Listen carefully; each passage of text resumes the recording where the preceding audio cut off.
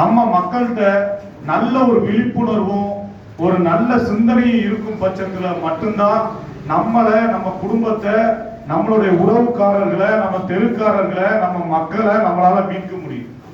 இன்னைக்கு இந்த திராவிட சித்தாந்த கொள்கைகள் கொண்ட ஆட்சியாளர்களும் அவர்களுடைய கூட்டணி கட்சிகளுடைய சிந்தனையுமே இன்னைக்கு எப்படி இருக்குன்னா, இந்த ஸ்டெர்லைட்டை திறக்கிறதுக்கு ஒரு முனைப்பா செயல்பட்டுக்கிட்டு தான் இருக்கிறாங்க.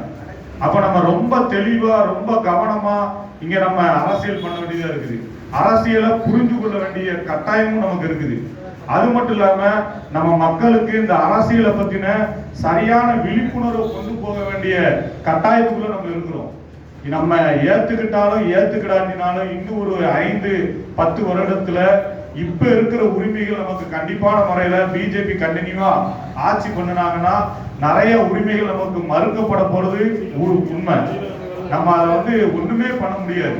நம்ம தலைகீழ நின்று கத்திக்கிட்டு கிடந்தாலும் சரி, நம்ம ஒன்று சேராம, நம்ம யாருங்கிறத உணராம நம்ம செயல்படும் பொழுது கண்டிப்பான முறையில பிஜேபி இன்னும் வருங்காலங்கள்ல இந்தியாவை